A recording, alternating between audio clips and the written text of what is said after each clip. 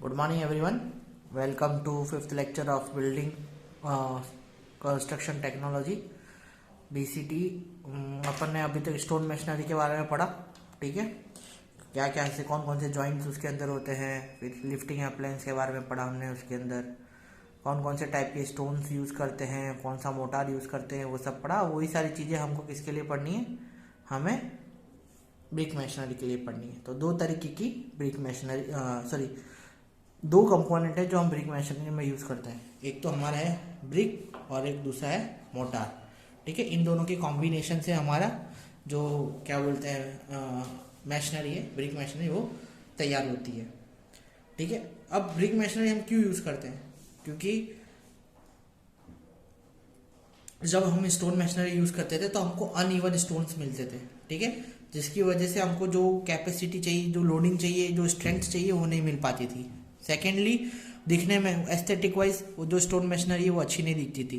अब हम standard size के ब्रिक कंस्ट्रक्ट करते हैं सैंड से और मड से, और फिर हम उसको भट्टी में रख के उसको बनाते हैं और फिर हम उसको यूज़ करते हैं, जिससे हमको एक स्मूथ सरफेस मिलती है, स्मूथ टेक्सचर मिलता है, और क्या बोलते हैं उसके अंदर अपन उनको जो लुक है एस्थेटिक मिलता है, ठीक है। किसका? हमारे ब्रिक का, मशीनरी का, है ना। अब दो तरीके की ब्रिक मशीनरी ब्रिक्स है ना, वो डिवाइडेड, तो दो तरीके की ब्रिक्स होती हैं। तो टाइप ऑफ ब्रिक्स में देखेंगे,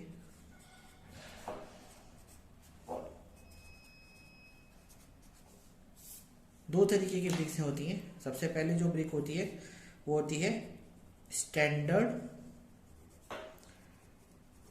मॉड्यूलर ब्रिक, और दूसरी जो ब्रिक होती है वो होती है हमारी ट्रेडिशनल ब्रिक्स, ठीक है। तो जो हमारी पहली ब्रिक है स्टैंडर्ड मॉड्यूलर ब्रिक, वो क्या होती है? तो स्टैंडर्ड साइज जो हमारा इंडियन स्टैंडर्ड है उसके हिसाब से वो जो हमारी मॉड्यूलर ब्रिक है वो हमने डिसाइड करके रखी है, समझ में आया? तो स्टैंडर्ड साइज क्या है, तो मैं आपको बता देता हूँ स्टैंडर्ड साइज क्या है हमारी जो ब्रिक की। तो जो ये स्टैंडर्ड मॉड्यूलर ब्रिक है, तो मतलब as fixed by Indian standards, ठीक है ना। और जो मॉड्यूलर ब्रिक्स होती हैं वो क्या दो टाइप में डिवाइडेड होती हैं। सबसे पहले उसकी जो होती है एक्चुअल साइज, और दूसरी उसकी जो होती है वो नॉमिनल साइज। एक्चुअल साइज कितनी होती है?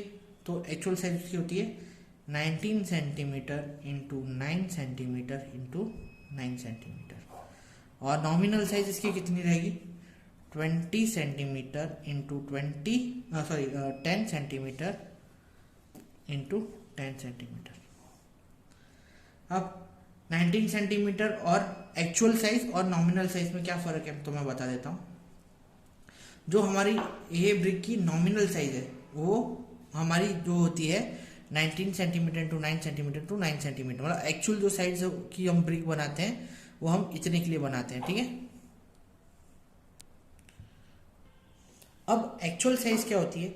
मतलब ब्रिक की जो एक्चुअल साइज है, मतलब जो ब्रिक है उसकी जो साइज है उसको हम एक्चुअल साइज बोलेंगे, और नॉमिनल साइज के अंदर हम ब्रिक प्लस मोटार की विथ वो कंसीडर करेंगे, वो हमारी क्या है? Nominal size. समझ में आया?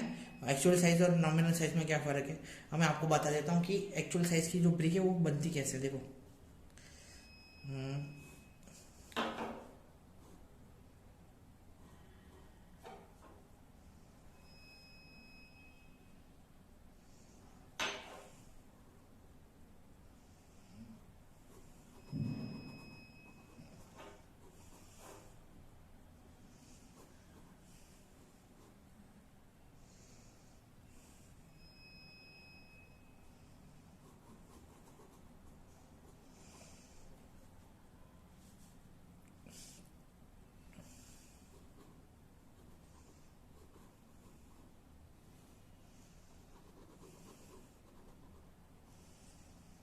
मैं ब्रिक को थोड़ा लकवा मार गया, कोई बात नहीं, मेरी थोड़ी ड्राइंग खराब है।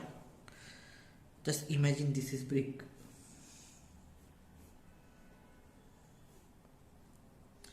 मैंने आपको बताया था फ्रॉग क्या होता है,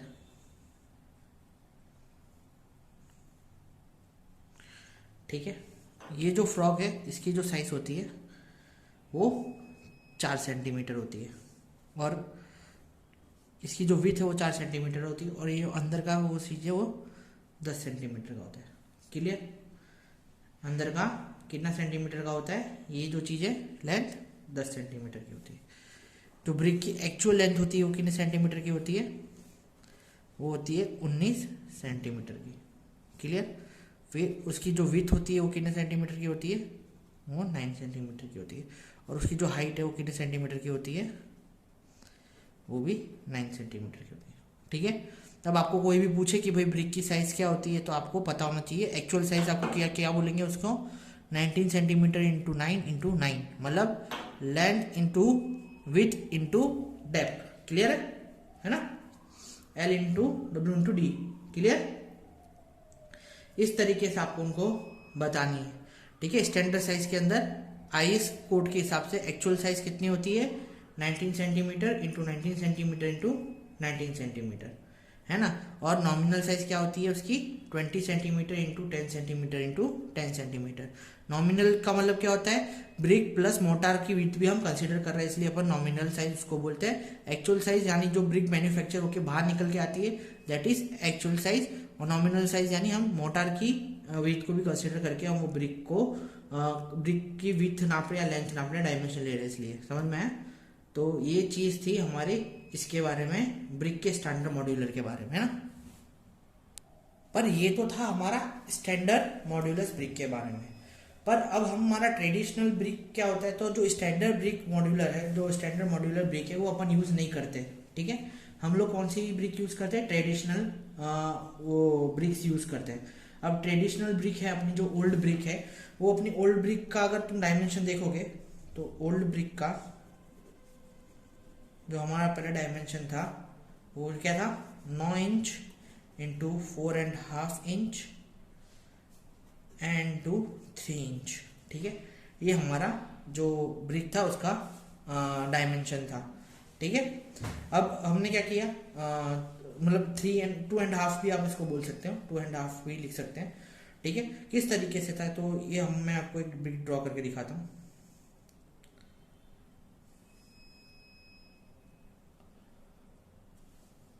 आप यहाँ पे देख रहे हैं किसी से ट्रेडिशनल ब्रिक है, तो ट्रेडिशनल ब्रिक के अंदर आप देखेंगे इंच के अंदर हमने दे के रखा है। तो जो ट्रेडिशनल ब्रिक है उसके अंदर क्या है कि हम लोग का जो डायमेंशन है वो क्या है कि आप अगर यहाँ पे देखेंगे उसकी डेप्थ तो 2 एंड 3/4 दे के रखी है। ठीक है। फिर अपनी जो उसकी विथ है 4 एंड 4.3/8 दे के रखी है, और यहाँ पे अगर आप देखेंगे तो कितनी दे के रखी है? 9 इंच दे के रखी है। तो ट्रेडिशनल ब्रिक के जो ब्रिक है उसकी जो डायमेंशन है वो हमारे थोड़े चेंज रहते थे, किससे? मॉड्यूलर ब्रिक से, है ना। तो अभी हम क्या है, ये ट्रेडिशनल जो ब्रिक के डायमेंशन है वो एक बार देख लेते हैं कि एक्चुअली और क्या बोलते हैं इसके नॉमिनली क्या क्या डायमेंशन रहते हैं। ठीक है। हम FPS डायमेंशन यहाँ मैं इंच में भी मैं बताऊंगा आपको और उसमें भी बता देता हूँ। ठीक है। ठीक है। जैसे कि अब मैं बताता हूँ तुमको एक्चुअल और नॉमिनल, इन दोनों की साइज बता देता हूं मैं आपको। ठीक है। जो एक्चुअल है FPS में अगर इसके डायमेंशन देखोगे आप यानी इंच में, तो कितने? 9 इंच इंटू 4/3/8 इंटू 2 इंच। ठीक है। फिर 9 inch into 4/2 inch into 3 inch, है ना। ये इसके एक्चुअल डायमेंशन है ना, किसके ब्रिक के? इसके। और नॉमिनल डायमेंशन ये है। ठीक है। नॉमिनल डायमेंशन के प्लस मोटार यूज करते हैं इसलिए। ठीक है। ब्रिक प्लस मोटार, है ना। अब इसके जो डायमेंशन है वो अपन मैट्रिक में लिखेंगे तो यानी 22.9 इंटू 11.2 इंटू 7 होता है। ठीक है। तो 22.9 इंटू 11.4 इंटू 7.6 मोटार मिला के इतना होता है। क्लियर है। अब ये चीज हमेशा ध्यान रखना, अगर आपको कोई पूछता है, ठीक है, अगर आपको कोई पूछता है कि भाई difference between standard modular brick और ट्रेडिशनल ब्रिक के अंदर क्या डिफरेंस है, तो आपको क्या बोलना है? जो स्टैंडर्ड ब्रिक है, जो हमारे को ऐसे बुक के अंदर IS कोड के अंदर क्या लिखा हुआ है भाई कि 19 × 19 × 9 सेंटीमीटर हमारी ब्रिक होनी चाहिए, और हम एक्चुअली कौन सी ब्रिक यूज करते हैं 22.9 × 11.2 × 7 सेंटीमीटर क्यूब वाली, है ना, ये वाली अपन ब्रिक यूज करते हैं। क्लियर है, ठीक है, ध्यान रहेगा। ये इसका दोनों का मतलब क्या हुआ, है ना, लिखा ये है यूज ट्रेडिशनल वाली हम अभी भी करते हैं, ठीक है, क्लियर। तो ये था हमारे टाइप ऑफ ब्रिक। तो दो तरीके की ब्रिक होती है, standard modular brick and traditional brick, ठीक है। अब इसके आगे हमको क्या पढ़ना है, क्लास ऑफ ब्रिक। अब क्लास ऑफ ब्रिक क्या होती है, चलो मैं आपको आगे पढ़ाता हूँ। तो तीन तरीके की क्लास है हमारी ब्रिक की, वो होती है, सबसे पहले जो क्लास है उसका नाम होता है फर्स्ट क्लास, बाकी सब फर्स्ट क्लास है वो वाली ब्रिक। फर्स्ट के बाद आता है सेकेंड क्लास प्लीज, और ये तो अब आप गैस कर ही गए होंगे, थर्ड क्लास ब्रिक, ठीक है। फर्स्ट क्लास ब्रिक क्या होती है, तो first class brick is strictly confirm to the standard size of modular brick. मतलब standard size of modular brick है उसमें कंफर्म किए जाते हैं, उसकी तो एक्चुअल साइज होती है 19 × 19 × 9। अगर हम ब्रिक यूज कर रहे हैं ये वाली, तो ये कौन सी हो गई अपनी फर्स्ट क्लास ब्रिक हो गई, ठीक है, ठीक है। और इसकी जो लेयर होती है एक्चुअल साइज इसकी इतनी होती है, और इसकी जो such that 10 layer of brick laid in mortar with form masonry of 1 metre height. मतलब उसकी जो मैशनरी है, उसकी जो लेयर है 10 लेयर ब्रिक की हम बनाएंगे, और वो उसकी एक 1 मीट्रिक हाइट की हम क्या करेंगे, कंस्ट्रक्ट करेंगे मैशनरी, ठीक है। 1 मीट्रिक हाइट की, 1 मीटर हाइट की अपन मैशनरी कंस्ट्रक्ट करेंगे, और देखेंगे एक्चुअल उसकी जो हाइट है ब्रिक की, जो हमारी जो साइज है वो कितनी पड़ रही है, 19 × 19 × 9 पड़ती है, तो वो हमारी क्या होगी, फर्स्ट क्लास ब्रिक होगी। तो जो गुड ब्रिक है, जो मैन्युफैक्चर होती है, गुड क्वालिटी, उसकी जो प्लास्टिक अर्थ रहती है और फ्री फ्रॉम सैलाइन डिपॉजिट रहता है, वो हमारी गुड क्वालिटी ऑफ ब्रिक हो जाएगी, ठीक है। उसका जो यूनिफॉर्म होगा, जो कलर होगा वो यूनिफॉर्म मिलेगा अपन को, वेल बर्न्ड होगी, ठीक है, हार्ड रिंगिंग साउंड होगा उसका, है ना।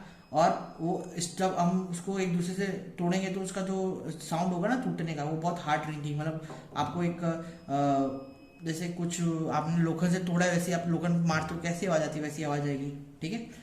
फिर स्ट्रेट एजेस होंगी उनकी, एकदम प्रॉपर एजेस मिलेंगे आपको, क्रैक फ्री होंगी, है ना, आपको उसके अंदर से कोई क्रैक देखने के लिए नहीं मिलेगा आपको, ठीक है। और उसको वाटर के अंदर इमर्ज करके रखेंगे ना अपन, तो वो वाटर एब्जॉर्ब नहीं करेगी 1 घंटे के बाद, ठीक है। 1/6 ऑफ वेट उसका अपन को ड्राई मिलेगा, है ना।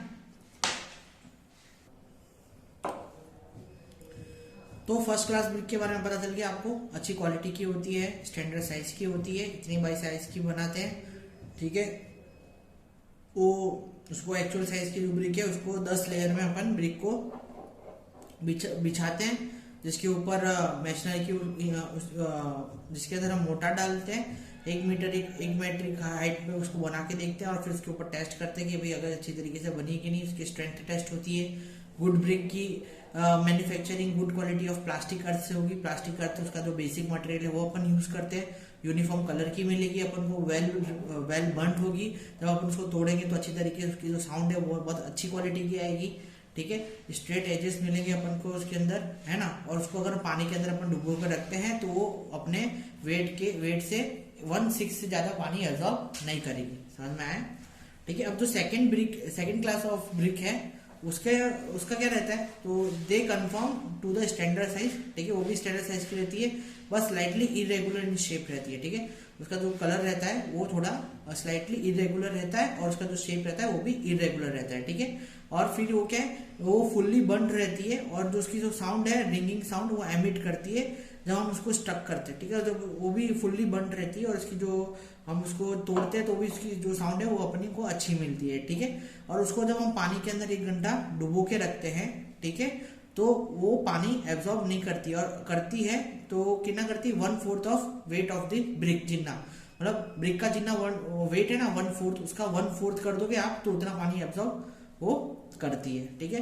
हमारी जो फर्स्ट क्लास ब्रिक कितना पानी एब्जॉर्ब करती है, 1/6 करती है। ये हमारा सेकंड कितना करती है, वाटर एब्जॉर्प्शन इसका कितना है, 1/6 ऑफ वेट ऑफ ब्रिक, जो भी है इसका कितना है 1/4 वेट ऑफ ब्रिक, यानी ये पानी ज्यादा एब्जॉर्ब करती है, ठीक है। और ये जो थर्ड क्लास की ब्रिक है वो बहुत कम यूज करते हैं कंपाउंड वॉल में, ऐसी सब जगह पे जहाँ पे वो जो स्ट्रक्चर इंपॉर्टेंट नहीं है वहाँ पे अपन ये वाली brick third class brick use करते हैं, ठीक है।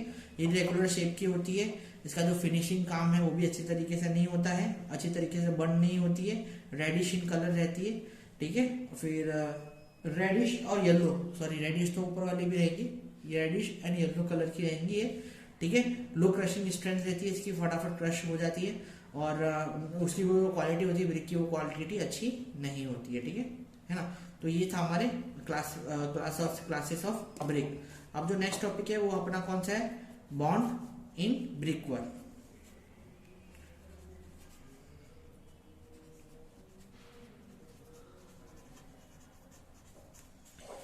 जीटीयू में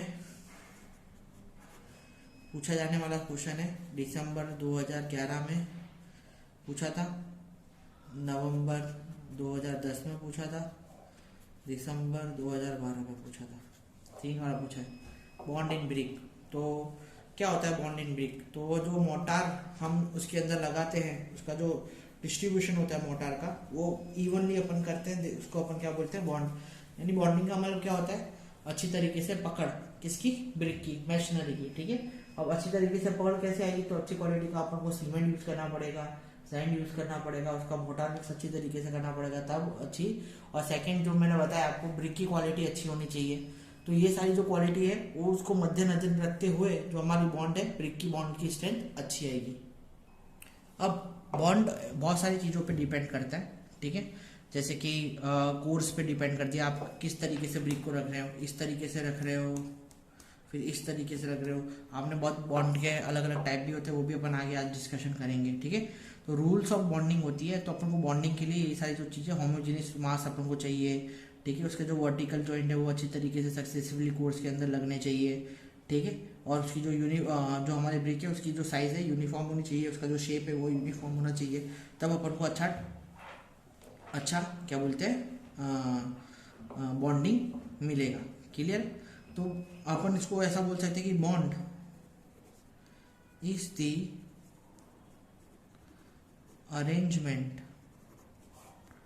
ऑफ ब्रिक्स इन कोर्स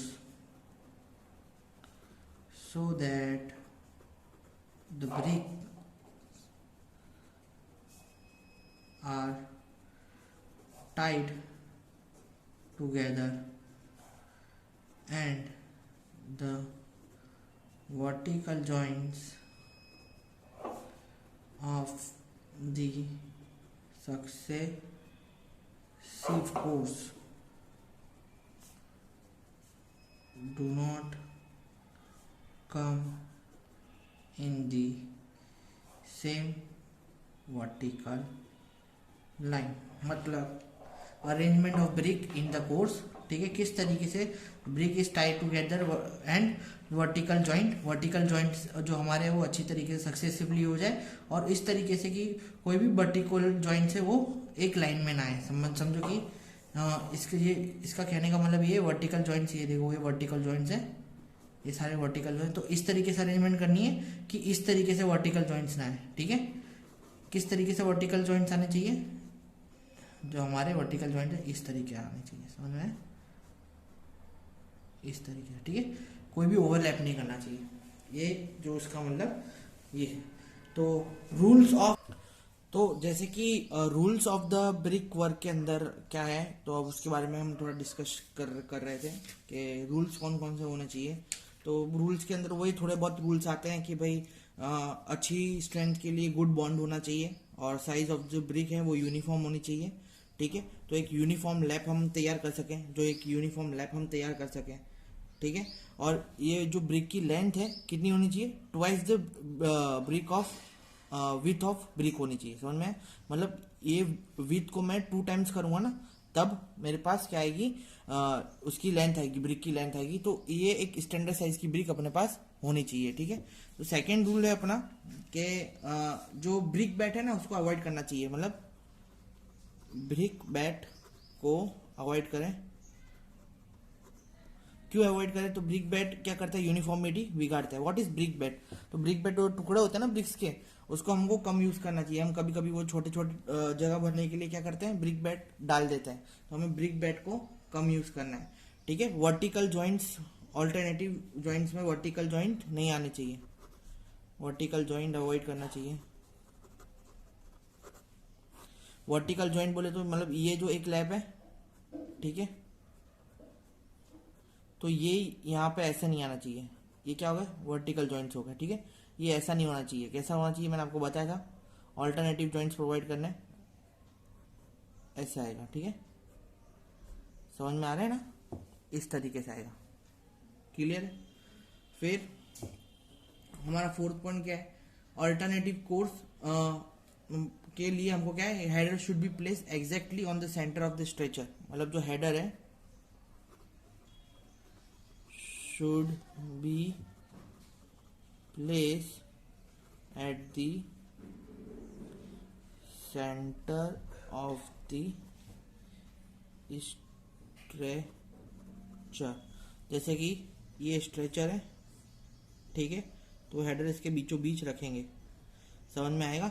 तब जाके मुझे ऑल्टरनेटिव क्या बोलते हैं, वो मिलेगा, कोर्स मिलेगा। तब जाके मुझे ऑल्टरनेटिव क्या मिलेगा, कोर्स मिलेगा। क्लियर है ना? तो ये दो सारी चीजें हैं। फिफ्थ पॉइंट है इसका कि in the thick wall the stretcher should be placed in the facing. और जो अगर थिक वॉल बना रहे हो ना, तो जो स्ट्रेचर है वो फेसिंग में आपको रखना है, ठीक है। तो इसकी अपना क्या है, when you are constructing thick wall always place stretcher at the facing. समझ में? जब भी आप थिक वॉल का कंस्ट्रक्शन कर रहे हैं तो स्ट्रेचर को आपको कैसे रखना है, फेसिंग में रखना है। क्लियर है? और it is preferable to provide headers course on the both side of the wall, ठीक है। ये हम प्रेफर करते हैं कि दोनों साइड की वॉल पे हम क्या बनाए, हेडर कोर्स बनाए। मतलब जो कोने कोने की वॉल है ना, यहाँ पे हम क्या करें, दोनों साइड में हेडर प्रोवाइड करें। इस तरीके का उनने बोला है, दोनों साइड। अब अरेंजमेंट आपको करना है, किस तरीके से अरेंजमेंट करेंगे अपन, डिपेंड करता है, ठीक है। यहाँ पे आधी वॉल लगाएंगे, यहाँ पे पूरी इस तरीके से। समझ में आ रहा है ना?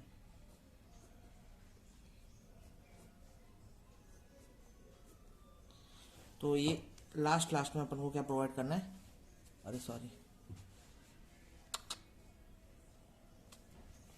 लास्ट में हमें हेडर कोने में प्रोवाइड करना है। वापस से ये थोड़ा नीचे चला गया तो मैं वापस से बता देता हूँ क्या करना है। फर्स्ट पॉइंट हमारा क्या है, जो हमारा ब्रिक है उसकी जो लेंथ है वो हमारी विड्थ है इसकी, उससे डबल होनी चाहिए। ब्रिक वेट को अवॉइड करना है, ठीक है। वर्टिकल जॉइंट्स को अवॉइड करना है। वर्टिकल जॉइंट्स यानी ऐसे वर्टिकल जॉइंट्स नहीं आने चाहिए ब्रिक के अंदर, ऑल्टरनेटिव जॉइंट्स आने चाहिए। जैसे यहाँ पे ये दो ब्रिक है, इसके बीच के अंदर, इसके बीच में दूसरे ब्रिक का स्ट्रेचर आ रहा है, इस तरीके से, ठीक है। हेडर हमको प्रोवाइड करने कहाँ पे, सेंटर में, स्ट्रेचर के सेंटर में। अगर हैंडल प्रोवाइड करेंगे, कभी भी हेडर प्रोवाइड कर रहे हैं तो हम कहाँ पे प्रोवाइड करेंगे, स्ट्रेचर के बीच में प्रोवाइड करेंगे। दोनों साइड में हमको क्या आने चाहिए, दोनों साइड में हमारी जो हेडर है, ब्रिक का हेडर है, वो यहाँ पे आना चाहिए, दोनों साइड में आना चाहिए, ठीक है। तो ये था आज का लेक्चर के अंदर bond in the brick work के अंदर, ठीक है। नेक्स्ट टाइम मैं आपको है ना टाइप ऑफ बॉन्ड्स के बारे में पढ़ाऊंगा। और आज के लिए लेक्चर के लिए इतना ही हम रख रहे हैं।